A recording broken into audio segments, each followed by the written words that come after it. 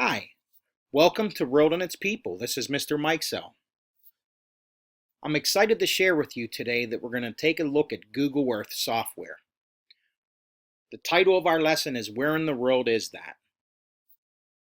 We're going to look at the understanding of how geography impacts our world. But first I will say, geography growing up for me was a pretty boring subject. Teachers did the best they could. They tried to engage the students. They tried to teach us about the world in which we live.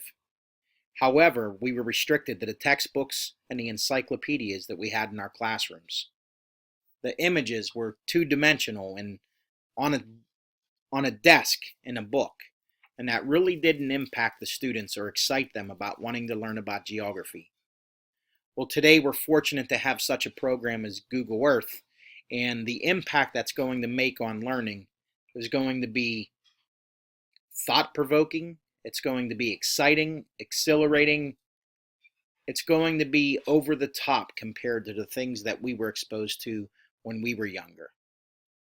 So today, we are going to engage you in understanding how geography impacts our world. In 3D, you can see how the land shifts as mountains raise and valleys fall. One of the nice features about Google Earth is that you can view street views of markets in Hong Kong if you wanted to, in Mexico City. You can see barges being filled in the harbor and watch as the sun sets over the mountains. You could even, if you wanted to, plan an attack route of medieval castles. How to use the water routes to establish trade and so much more with Google Earth. Leaving the classroom is so easy to do now through the technology of Google Earth. Not to mention, you can read articles about specific buildings and interesting places built right into the program itself. Now, we already know in previous lessons we learned how to use Google Earth. We toured the world and we collected images and we even tagged some places. As we start studying the different places of the world, we will continue to add to our program and drop pins in places that we visit. We also took the opportunity to review as a class the standards for geography. And the first standard what we addressed is using physical maps.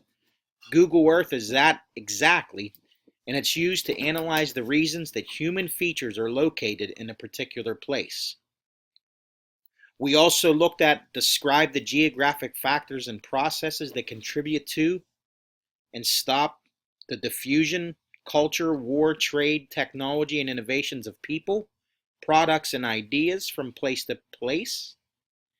And we looked at images that you tagged and started to explain them a little further in detail using the standards we addressed. Now, these images are very thought-provoking, and we can see places that we would never have the opportunity to sitting in a classroom in Mount Lebanon, Pennsylvania. Here we're looking at the Great Wall of China. Lastly, we'll be doing some blogging. So the student-created blogs will come out of the places that you visit. So you'll be creating blogs that explain what you learned from your tour of the places that you visit using Google Earth.